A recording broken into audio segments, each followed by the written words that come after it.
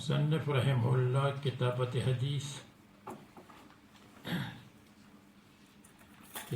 حدیث کو بیان کرتے ہیں اور ان احادیث کو جس میں کتابت حدیث ہے۔ اس سلسلے میں ایک حدیث یہ بیان کی کہ اہل یمن کا آدمی ابو شاہ رسول اللہ صلی اللہ علیہ وسلم نے فرمایا ان کے لیے لکھو۔ دوسری حدیث یہ بیان فرمائی کہ حضرت ابو ہریرہ فرماتے ہیں کہ مجھ سے عبداللہ ابن عمرو بن عاص کی احادیث زیادہ ہے، اس لیے کہ وہ لکھتے تھے، میں نہیں لکھتا تھا۔ اس پر ایک اشکال ہے جو میں بھول گیا تھا کہ حضرت ابو ہریرہ سے ایک تلمیذ نے کسی حدیث کے بارے میں سوال کیا تو حضرت ابو ہریرہ نے فرمایا یہ حدیث میرے رجسٹر میں لکھی ہوگی، تم اس کو گھر سے لاؤ۔ اس سے پتہ چلتا ہے کہ ابو ہریرہ لکھتے تھے۔ اس کا جواب یہ ہے پہلے نہیں لکھتے تھے، بعد میں لکھتے تھے، یا خود نہیں لکھتے تھے، دوسروں سے لکھواتے تھے جمع کرنے کے لیے۔ تیسری حدیث یہ عبداللہ ابن عباس رضی اللہ عنہ والی روایت ہے کہ رسول اللہ صلی اللہ علیہ وسلم نے فرمایا تم کتابت کے آلات اور اسباب کو لاؤ، میں ایسا خط لکھوا دوں گا جس کے بعد تم گمراہ نہیں ہوگی، جس کے بعد تم پریشان نہیں ہوگی، حیران نہیں ہوگی۔ حضرت عمر نے فرمایا رسول اللہ صلی اللہ علیہ وسلم کو تکلیف ہے، ہمارے پاس کتاب اللہ ہے، ان کو تکلیف نہ دے۔ رسول اللہ صلی اللہ علیہ وسلم نے ارادہ ترک کیا، قوموا عنی، اس معاملے کو چھوڑ دو۔ 5 دن اس کے بعد زندہ رہے۔ جمعرات کے دن کا واقعہ ہے اور رسول اللہ صلی اللہ علیہ وسلم پیر کے دن انتقال کر چکے، لیکن 5 دن میں پھر لکھوانے کا ارادہ نہیں فرمایا۔ اور اگر حضرت عمر رضی اللہ عنہ کی بات غلط ہوتی تو رسول اللہ صلی اللہ علیہ وسلم کو غصہ آتا اور اس کے بعد حضرت عمر اپنی عادت کے مطابق برکہ علی رکبتین پر بیٹھتے تشہد کی شکل میں، یا رکبتین پر بیٹھتے اس طرح کہ ایڑیوں پر بیٹھ جاتے، جیسے پچھلے ورق میں رسول اللہ صلی اللہ علیہ وسلم کو غصہ آیا تھا تو حضرت عمر رضی اللہ عنہ نے غصے کے ازالے کے لیے یہی کام کیا تھا، یہاں نہیں کیا۔ اس سے معلوم ہوا کہ رسول اللہ صلی اللہ علیہ وسلم کے منشے کے مطابق کام ہوا۔ یہ کہ رسول اللہ صلی اللہ علیہ وسلم کیا لکھوانا چاہتے تھے؟ بظاہر یہ کہ رسول اللہ صلی اللہ علیہ وسلم ابو بکر صدیق کے خلافت کو لکھوانا چاہتے تھے، جیسے مسلم میں حضرت عائشہ کی روایت ہے ادعو لی اباک و اخاک، بھائی اور والد کو بلاؤ حتی اکتب کتابا، تاکہ میں مکتوب لکھوا دوں، فإنی اخاف ان یتمنی متمن، مجھ کو خوف ہے کوئی اور تمنا کرے گا، او یقول قائل، یا کوئی اور قائل کہے گا وَيَأْبَى اللَّهُ وَالْمُؤْمِنُونَ إِلَّا أَبَا بَكْرٍ، لیکن پھر رسول اللہ صلی اللہ علیہ وسلم نے یہ ارادہ چھوڑ دیا، اس لیے کہ یہ فرمایا وَيَأْبَى اللَّهُ وَالْمُؤْمِنُونَ إِلَّا أَبَا بَكْرٍ، تو یہاں بھی یہی لکھوانا چاہتے تھے۔ اور بعض کہتے ہیں صلاۃ، زکوٰۃ، ما ملکت ایمانکم کا خیال رکھو، یہ لکھوانا چاہتے تھے۔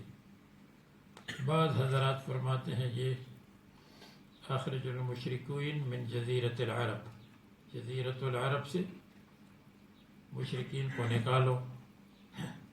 جزیرۃ العرب کو آسان کیا ہے میں نے، من العین الی العین، من الجیم الی الشین، جیم سے شین تک، جدہ سے شام تک، اور عدن سے عراق تک، یہ جزیرۃ العرب ہے۔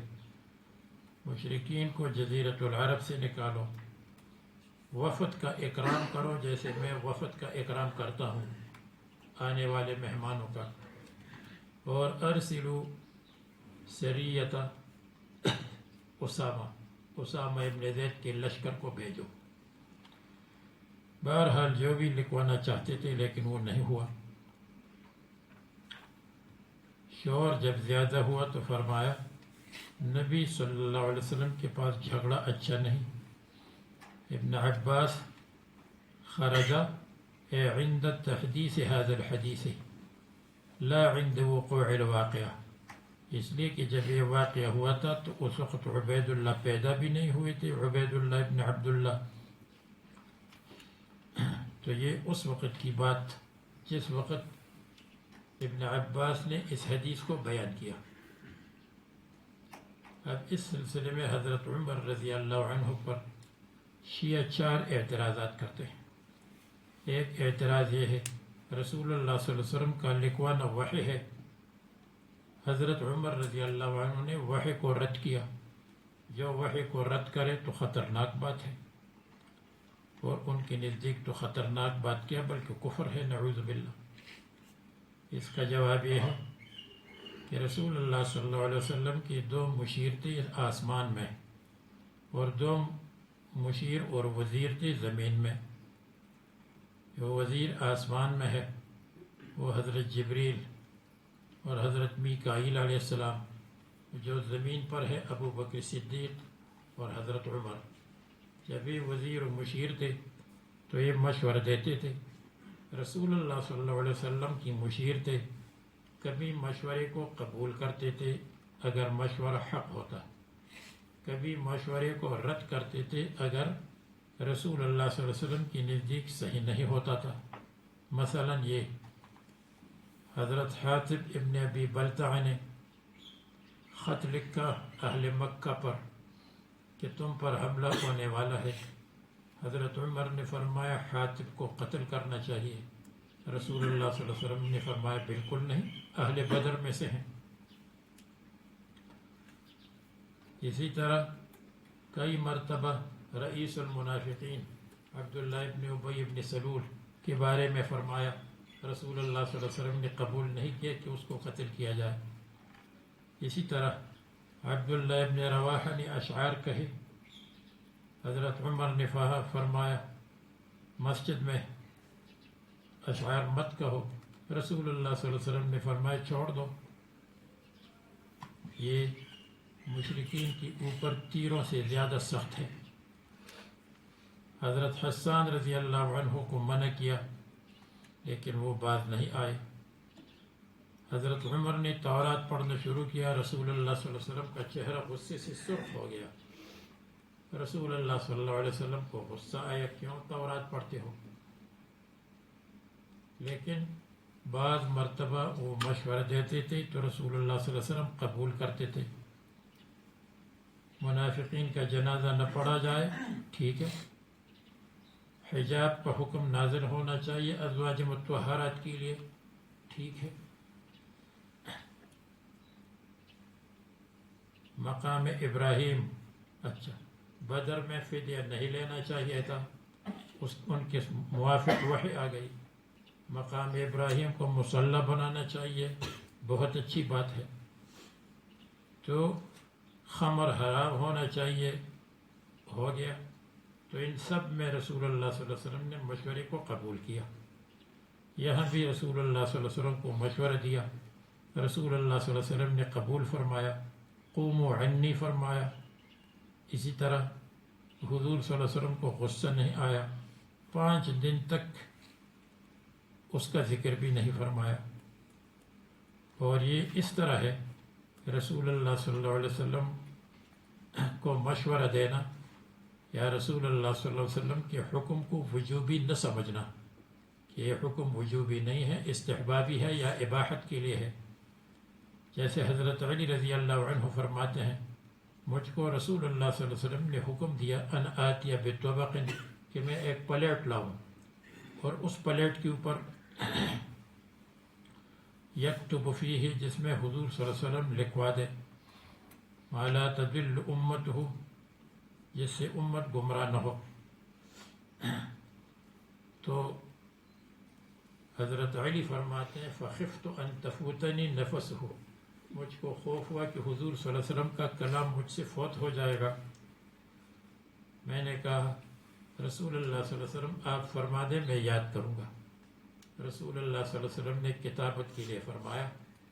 حضرت علی رضی اللہ عنہ نے کتابت کے حکم کو وجوب پر محمول نہیں کیا، اباحت یا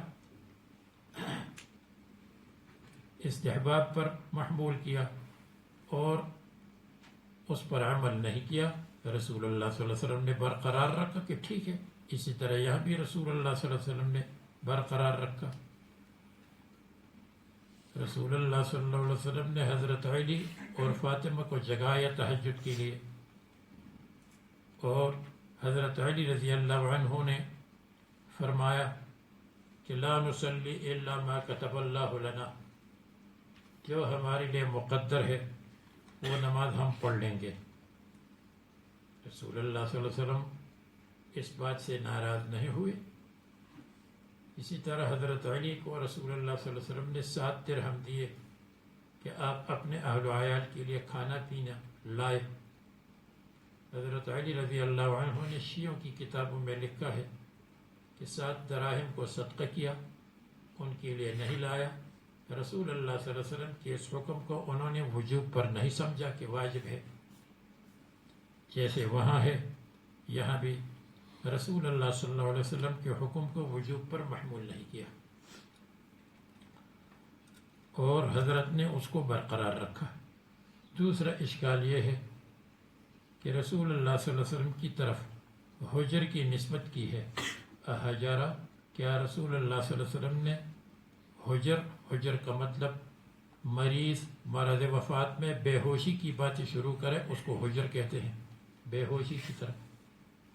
جواب یہ ہے یہ نسبت انہوں نے نہیں کیا، یہ تو ان لوگوں نے کیا جو حامی تھے کتابت کے حامی تھے، تو وہ کہہ رہے تھے کہ رسول اللہ صلی اللہ علیہ وسلم کوئی بے ہوشی والی بات تو نہیں کرتے ہیں، اس لیے ان کو کتابت کرنے دے تاکہ کتابت ہو جائے۔ اور استفہام اس میں موجود ہے، جہاں استفہام نہیں وہاں بھی استفہام مراد ہے۔ حجرہ، کیا رسول اللہ صلی اللہ علیہ وسلم نے حجر کیا؟ دوسری بات یہ ہے کہ ہجر کے لغوی معنی اور ہجر کے مستعمل معنی ہے چھوڑنا، یعنی کیا رسول اللہ صلی اللہ علیہ وسلم دنیا کو چھوڑنے والے ہیں کہ کتابت کا حکم دے رہے ہیں؟ تو وہ معنی لینا چاہیے۔ جب یہ معنی لیں گے تو اس میں کوئی خرابی نہیں۔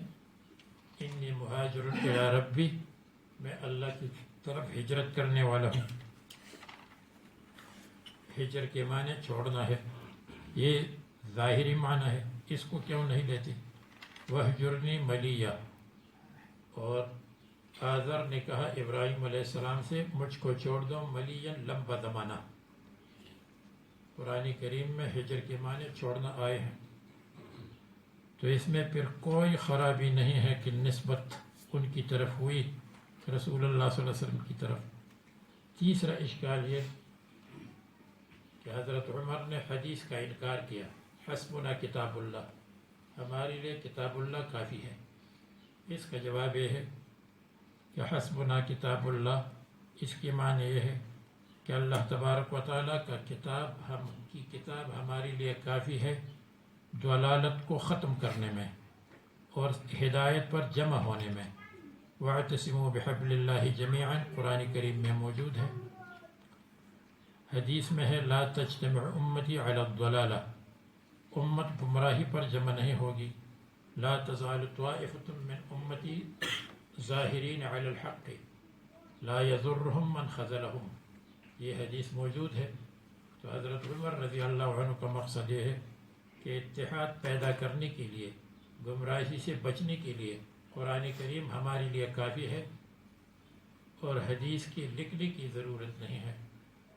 میرے خیال میں اس سے اچھی توجہ یہ ہے واللہ اعلم کہ حضرت عمر کا مقصد یہ ہے کہ حسبنا کتاب اللہ فی کونہ واجب الکتابت، کتاب اللہ ہمارے لیے کافی ہے کہ وہ واجب الکتابت ہے، اس لیے رسول اللہ صلی اللہ علیہ وسلم پر جب وحی آتی تھی تو حضرت کاتب کو بلاتے تھے اور قرآن کریم کو لکھتے تھے، اور غیر قرآن کا لکھنا ضروری نہیں۔ تو حضرت عمر کا مقصد یہ ہے کہ یہ قرآن کریم نہیں، اس کو لکھنے کی ضرورت نہیں، زبانی کہنا بھی کافی ہے، زبانی فرمانا بھی کافی ہے۔ تو حسبنا کتاب اللہ، کتاب اللہ ہمارے لیے کافی ہے، فی کونہ مکتوبا، اور اس میں اشارہ ہے کتاب کے لفظ میں، کتاب کا لفظ اشارہ ہے کتابت کی طرف۔ تو یہ تیسرا اشکال ہے اور اس کا جواب ہے۔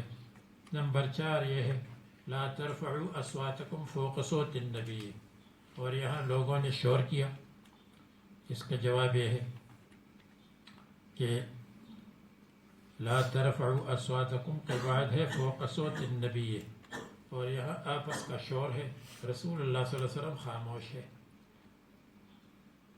شور تو وہ ہے کہ حضور کی آواز پر آواز بلند ہو جائے، اور یہاں رسول اللہ صلی اللہ علیہ وسلم خاموش ہے۔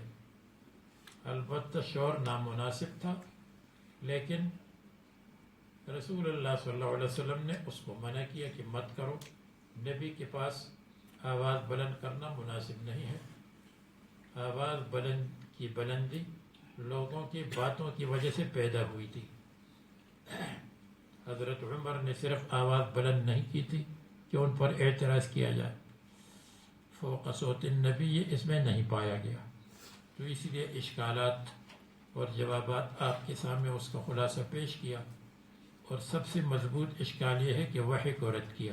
تو اس کا جواب یہ ہے کہ وحی کو رد کرنا نہیں ہے، مشورہ دینا ہے، اور جب مشورہ دیا تو رسول اللہ صلی اللہ علیہ وسلم نے قبول کیا۔ یہ رسول اللہ صلی اللہ علیہ وسلم کا اجتہادی معاملہ تھا، اور حضرت کا اجتہاد بدل گیا کہ کتابت کی جگہ عدم کتابت ہونی چاہیے۔ اب اس کے بعد باب العلم والعزت باللیل، علم اور وعظ رات کے وقت۔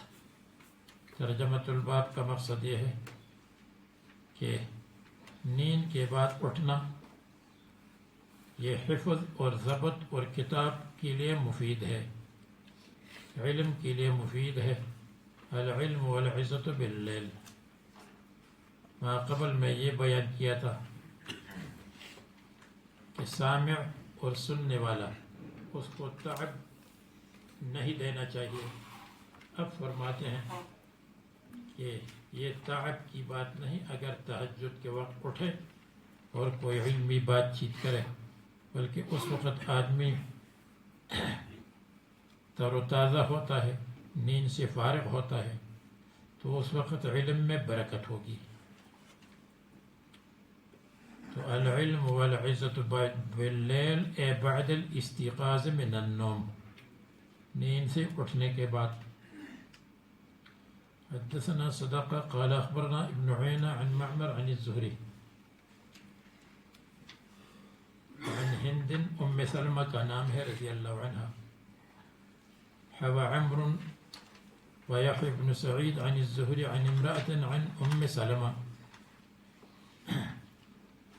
یہاں امرأة آیا، لیکن چونکہ پہلے سند مذکور ہے، ذکر اس کا ذکر ہو چکا ہے، تو اس میں جہالت نہیں، کیونکہ یہ پہلی سند متصل ہے۔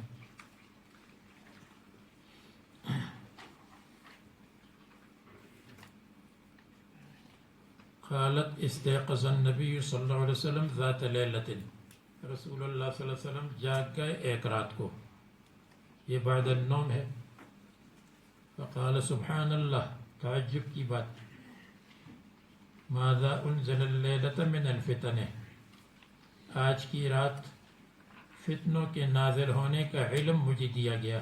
انزل اللیلۃ یعنی علمت بانزال الفتن فی هذه اللیلہ، معلوم ہوا کہ فتنے ہونے والے ہیں، فتنہ مصیبتیں اور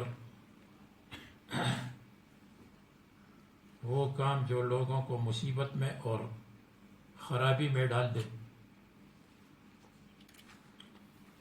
اور یہ ماذا انزل یا عالم رؤیا میں رسول اللہ صلی اللہ علیہ وسلم کو بتلایا گیا، اور یہی اصح ہے عالم رؤیا میں خواب میں دکھایا گیا. آپ کو بتایا کہ کبھی علم ایک ہے عالم رؤیا، اور نمبر 2 ہے عالم جسمانی جیسے ہم اور آپ بیٹھے ہیں، اور نمبر 3 ہے عالم روحانی جیسے ارواح پیدا ہوئی تھی جسم نہیں تھا، اور نمبر 4 ہے عالم مثالی، اور نمبر 5 ہے عالم برزخی، اور نمبر 6 ہے عالم اخروی. تو یہ عالم رؤیائی ہے، عالم حلمی، حلمی کہو یا رؤیائی. اور بعض کہتے ہیں اوحی الیہ، آج رات مجھ کو وحی ہوئی، یا آج رات مجھ کو خواب کے ذریعے سے بتایا گیا.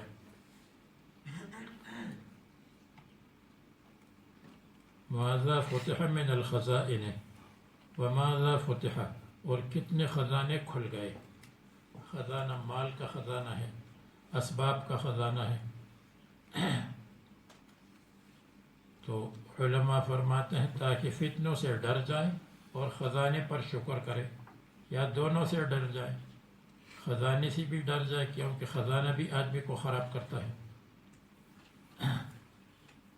تو خزائن سے مراد خزائن المال، بعض کہتے ہیں خزائن سے مراد خزائن البرکت ہے.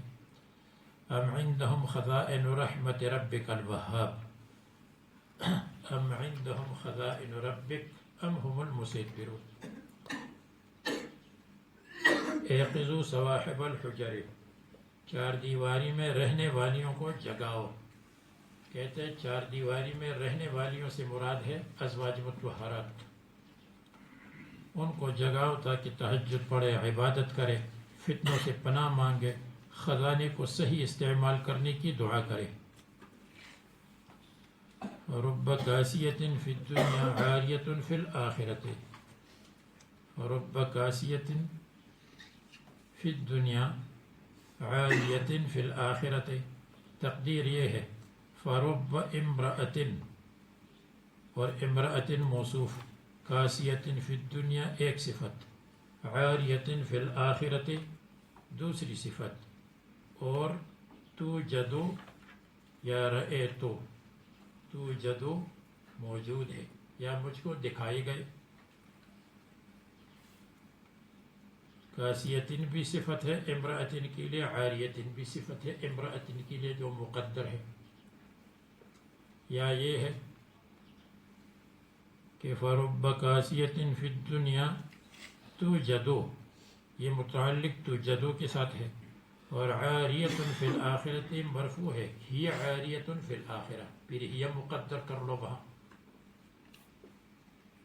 یا یہ کر لو کہ کوفیین کی نزدیک رب کاسیتن میں رب مضاف ہے، کاسیتن مضاف الیہ ہے، یعنی حرف جر نہیں بلکہ اسم ہے. فی الدنیا تو رب کاسیتن مبتدا ہے، اور عاریۃ فی الآخرۃ اس کی خبر ہے. کوفیین کی نزدیک رب اسم کے طور پر بھی استعمال ہوتا ہے جیسے حرف کے طور پر استعمال ہوتا ہے، تو پھر عاریۃ اس کی خبر ہو جائے گی. اور بعض کہتے ہیں رب کاسیۃ الکاسیات الکثیرہ فی الدنیا، تو رب اس کا ترجمہ کریں گے کثیرۃ، یعنی الکاسیات الکثیرۃ فی الدنیا عاریۃ فی الآخرۃ. بہت سی عورتیں ہوں گی جو دنیا میں کاسیہ ہے اور آخرت میں عاریہ ہے، دنیا میں ملبوس اور آخرت میں غیر ملبوس. رب کاسیتن کا کیا مطلب ہے؟ رب غنیتن فی الدنیا فقیرۃ فی الآخرہ، یہ معنی. یا رب لابسۃ الثیاب الفاخرہ، ثیاب فاخرہ عاریۃ فی الآخرہ، آخرت میں وہ عاریہ کی طرح ہے اس لیے کہ اس نے فخر تکبر کیا ہے. رب کاسیۃ بالنعم الدنیویہ عاریۃ فی الآخرۃ، نعم دنیویہ ہے لیکن اس کا شکر ادا نہیں کیا، اور اس میں کوئی گناہ کی کام کیے ہیں. یا رب کاسیت بالتزوج بزوج عامل عالم زوج صالح. اس نے نکاح کیا ہے زوج صالح کے ساتھ، مشہور آدمی کی بیوی ہے. عاریۃ فی الآخرہ، آخرت میں اس کے پاس کچھ نہیں. اگر اس کا شوہر علامۃ الزمان ہے اور جامع المعقول والمنقول ہے اور اس کا جھنڈا لوگوں کے ذہنوں میں، لوگوں کے دلوں میں گاڑا ہوا ہے، لیکن گھر کے اندر خیر ہے کچھ بھی نہیں. یا یہ ہے کہ رب عزیزۃ فی الدنیا ذلیلۃ فی الآخرۃ. یا یہ ہے رب کاسیۃ الثیاب الرقیقہ عاریۃ فی الآخرہ. ایسے باریک کپڑے ہیں جس کے اندر سب کچھ نظر آتا ہے.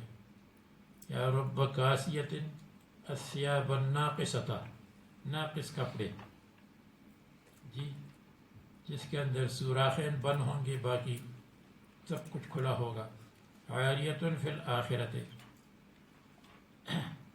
یا رب کاسیۃ الثیاب الضیقۃ، جینس کے اندر گھومتی ہوگی کہ جس میں ہر چیز کا حجم نظر آتا ہے کہ کیا ہے کتنا ہے. عاریۃ فی الآخرہ.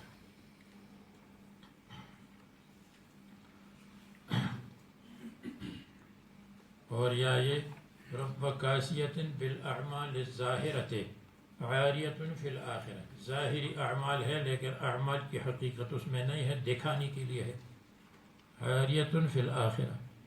تو رسول اللہ صلی اللہ علیہ وسلم نے فرمایا کہ آپ ازواج مطہرات چونکہ قریب ہیں اس لیے ان کو جگا دیں تاکہ فتنوں سے واقفیت ہو جائے اور خزانوں کے کھلنے سے ڈر جائے. میرا خیال یہ ہے واللہ علم کہ اس حدیث کا ترجمہ یہی ہے. اس حدیث کا مطلب یہ ہے رسول اللہ صلی اللہ علیہ وسلم کو فتنوں کی خبر دی گئی، اور فتنے سے مراد ہے فیشن کے فتنے. تو آج کل آپ کو معلوم ہے کہ بعض ممالک میں شوہروں کی تنخواہ کا اکثر حصہ فیشن پر خرچ ہوتا ہے. لباس کا فیشن، بالوں کا فیشن، جوتوں کا فیشن، مکان کا فیشن، گھروں کے اندر پردوں کا فیشن. جیسے کارپیٹ ویسے پردے، یہ کالا تو وہ بھی کالا، یہ سرخ تو وہ بھی سرخ. یہ فیشن ہے. یہ فیشن کہاں سے آئے گا؟ وَمَاذَا فُتِحَ مِنَ الْخَزَائِنِ، یہ اس کی دلیل ہے. فیشن یہ ہے کپڑوں کے خزانے. پہلے زمانے میں 2-3 جوڑے کپڑے ہوتے تھے، اب میرے خیال میں طالب علموں کے پاس 14, 15, 20 جوڑے کپڑے ہوتے ہیں. یہاں کا ایک طالب علم کراچی میں پڑھتا تھا، جب واپس آیا تو دوسرے ساتھی سے کہا کہ میرے جو وہاں کپڑے ہیں وہ ساتھ لاؤ. جہاں کپڑے پڑے تھے اس نے کہا وہ تو 80 جوڑے ہیں. کتنے؟ 80، صرف اور صرف 80. یہاں طالب علموں کا یہ حال ہے. یہ تو یہاں کی سینئر طالب علم ہے جو کب کے فارغ ہو چکے ہیں کراچی سے. اب کیا حال ہوگا؟ تو یہ کیوں ہے؟ خزانوں کی وجہ سے. یہ سب خزانے ہیں. اور چین کے اندر ہر چیز کی فیکٹریاں لگی ہوئی ہیں، سستی چیز بھی ہے، مہنگی چیز بھی ہے. سونے کے زیورات بھی ہے اور سونے کے ساتھ مشابہ زیورات بھی ہیں. تو یہ خزانوں کی وجہ سے ہوں گے فتنے. سیلولہ فتنہ، انٹرنیٹ کا فتنہ، دوسری چیزوں کا فتنہ. اور ایقظو کا مطلب میرے خیال میں ازواج مطہرات نہیں ہے. ایقظو متنبہ کرو، صواحب الحجر، 4 دیواری میں رہنے والیوں کو. 4 دیواری میں جو عورت بھی رہتی ہے، ازواج مطہرات کے تخصیص نہیں ہے. آپ کو بتایا تھا حجر حجرتن کی جمع ہے، اور حجرتن کہتے ہیں 4 دیواری کو. وہ 4 دیواری میں عورتوں کو متنبہ کرو. اور ان کو بتا دو کہ تم فیشن کے پیچھے مت لگو. ظاہر ہے کہ زیادہ فیشن کپڑوں سے متعلق ہے.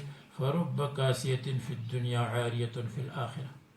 بہت مرتبہ وہ بہت سی عورتیں ہوں گی جو دنیا میں ملبوس ہے اور آخرت میں ننگی ہے، جس کی تشریحات آپ کے سامنے آئی کہ غنیتن ہے تو فقیرتن ہے، اور اس کے علاوہ فخر کے لیے ہے یا اور توجیحات آپ کو بتلا دی.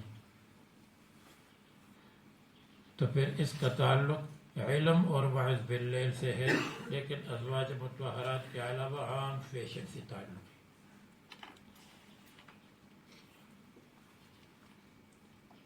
پڑھیے ذرا، یہ بات سمجھ میں آ گئی؟ چلو.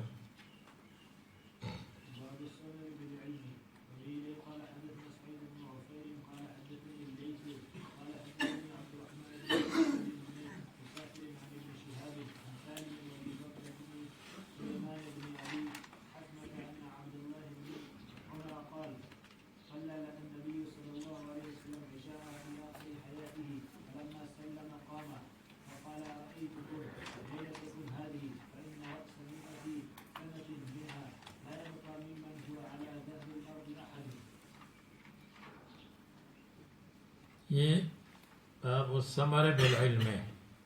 اگر تم تہجد کے وقت نہیں اٹھ سکتے ہو علم کو محفوظ کرنے کے لیے تو باب الثمر بالعلم ہے. عشاء کے بعد علم کی تکرار اور علم کا مطالعہ کر لیا کرو، علم کے ضبط کے لیے، حدیث کو ضبط کرنے کے لیے. اور جو حدیث میں ثمر کی ممانعت آئی ہے وہ ہے گپ شپ، اس لیے کہ گپ شپ لمبی ہو جاتی ہے جس کی وجہ سے صبح کا اٹھنا مشکل ہو، اس لیے کہ اس میں شیطان انجیکشن لگاتا ہے، نفس انجیکشن لگاتا ہے. اور جو علم ہے اس میں تو نفس اور شیطان انجیکشن نہیں لگاتا، تو وہ جلدی ختم ہوتا ہے. گھڑی کو بار بار دیکھتے ہیں کہ کب ٹائم ختم ہوگا تاکہ ہم ثم السبیل یسرہ پر عمل کر لیں.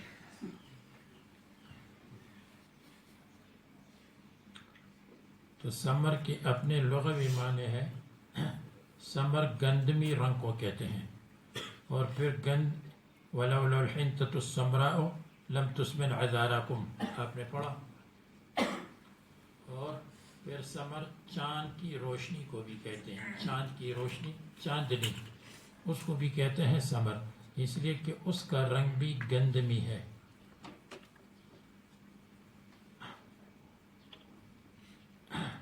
یہ کون چلا گیا باہر؟ جی عبدالعزیز. اچھا، تو چونکہ چاند کی روشنی میں لوگ بیٹھ کر گپ شپ لگاتے تھے تو اس لیے پھر گپ شپ کو بھی ثمر کہا گیا. ثمر گندم کو کہتے ہیں ثمرہ، پھر اس کے بعد چاند کی روشنی کو کہتے ہیں، پھر اس کے بعد چاند کی روشنی میں بیٹھ کر گپ شپ کو بھی کہتے ہیں. کل 14ویں کا چاند تھا،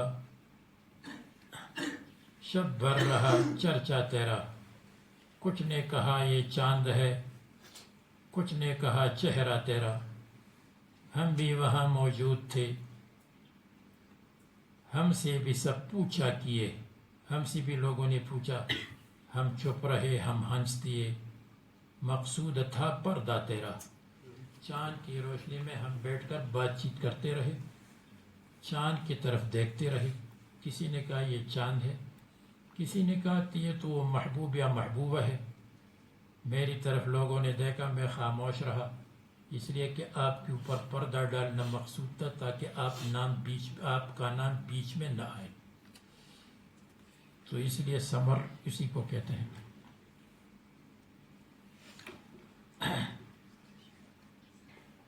فرماتے ہیں عبداللہ ابن عمر رضی اللہ عنہما، رسول اللہ صلی اللہ علیہ وسلم نے عشاء کی نماز پڑھائی فی آخر حیاتہ قبل موتہ بشہر، 1 مہینہ پہلے. فلما سلم، سلام جب پھیرا، فقال ارأیتک، ارأیتکم، ارأیتکم کے معنی اخبرونی، مجھ کو بتلا دو، اس لیے کہ رویت خبر دینے کا سبب ہے. جب آدمی کسی چیز کو دیکھتا ہے تو خبر دیتا ہے. ذکر سبب مراد مسبب. اگر کوئی کہے ارأیتم تو یہ کاف کہاں سے آیا؟ ارأیتکم، ارأیتکم تو کہتے ہیں اصل میں ارأیتم ہے، لیکن کاف اس لیے لایا گیا، زائد ہے کاف، تاکہ بتلا دے کہ اس کا مخاطب ہر ایک ہے. اس کا مخاطب مجموعہ نہیں ہے، اس کا مخاطب ہر ایک آدمی ہے. ہر ایک مجھے بتلا دو.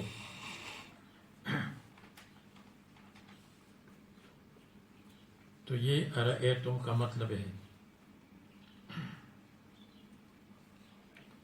لیلتکم ہذہ، اس رات کے بارے میں.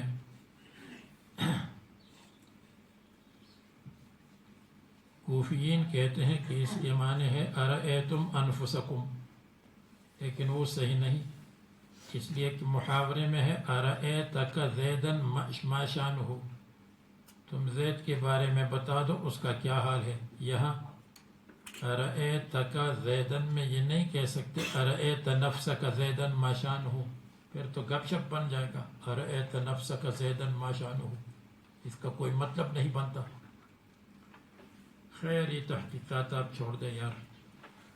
اور یہ جو میں نے بتایا میں نے اپنی طرف سے بتایا، جو انہوں نے تحقیقات کی ہے ان تحقیقات کو الماری میں رکھے. ارأیتم یعنی اخبرونی، کاف کہاں آیا؟ یہ کا زائد ہے، اس بات پر تنبیہ کرنے کے لیے کہ ہر ایک مخاطب ہے. اگر کتاب میں اس کا حوالہ نہ ملے تو یہ اجتہادی چیزیں ہیں، اس میں کتاب کے حوالے کی ضرورت نہیں. لیلتکم عن لیلتکم ہذہ، اس رات کے بارے میں. یہ رسول اللہ صلی اللہ علیہ وسلم نے عشاء کے بعد بات چیت فرمائی، جو علمی بات چیت ہے. فإن رأس مئة منها لا يبقى ممن هو على ظهر الأرض أحد. جب 100 سال پورے ہو جائیں گے، منہا ان سالوں میں سے، جو زمین پر ہے ان میں سے کوئی نہیں رہے گا. اے من امتی، میری امت میں سے. ہاں تو خضر علیہ السلام اگر رہیں گے تو کوئی حرج نہیں، اس لیے کہ وہ اس امت سے نہیں ہے، بلکہ آپ کو بتایا تھا کہ وہ زیادہ بہتر یہ ہے کہ اس کو ہم فرشتہ کہیں، اور اگر فرشتہ نہ ہو تو اس امت سے نہیں ہے. یا من الصحابت، اگر کسی نے 100 سال کے بعد صحابیت کا دعویٰ کیا جیسے رتن ہندی نے کیا تھا تو اس کا دعویٰ باطل ہوگا. اسی طرح اس میں انسان شامل ہے، جنات بھی. جنات اگر رہیں گے تو ٹھیک ہے، فرشتے رہیں گے تو ٹھیک ہے. اور بعض کہتے ہیں کہ ارض مخصوصہ مراد ہے جزیرۃ العرب. تو یہ مطلب نہیں ہے کہ 100 سال گزرنے کے بعد چین میں، چائنا میں اور یا پہاڑی علاقوں میں بھی کوئی نہیں رہے گا. نہیں، جزیرۃ العرب میں صحابہ کرام میں سے کوئی نہیں رہے گا. تو یہ ان دلائل میں سے ایک دلیل ہے جس کے بارے میں آپ کو بتایا کہ حضرت خضر علیہ السلام کی وفات پر اس کو پیش کرتے ہیں. یہ دلیل بنے یا نہ بنے، لیکن اتنی بات ہے کہ 100 سال کے بعد صحابیت کا دعویٰ صحیح نہیں. یہ بات رسول اللہ صلی اللہ علیہ وسلم نے آخر میں فرمائی. اس کے بعد دوسری حدیث، حدثنا آدم قال حدثنا شعبة قال حدثنا الحكم قال سمعت سعيد بن جبير عن ابن عباس قال بت في بيت خالتي ميمونة بنت الحارث. رسول اللہ صلی اللہ علیہ وسلم کی اجازت سے حضرت میمونہ کے گھر میں حضرت عباس رضی اللہ عنہ نے ابن عباس کو بھیجا. اس وقت ان کی عمر 7 سال تھی، 7. اور یہ کہ رسول اللہ صلی اللہ علیہ وسلم کے اعمال اللیلیہ کو دیکھ لیں، اور ساتھ ساتھ رسول اللہ صلی اللہ علیہ وسلم سے بیت المال سے قرضے کا مطالبہ کرے، کیونکہ حضرت عباس تاجر آدمی تھے. زوج النبی صلی اللہ علیہ وسلم. وکان النبی صلی اللہ علیہ وسلم عندها ان کے پاس تھی فی لیلتها ان کی نوبت اور باری میں. فصلی النبی صلی اللہ علیہ وسلم العشاء ایک. ثم جاء الى منزله فصلى 4 رکعات دو.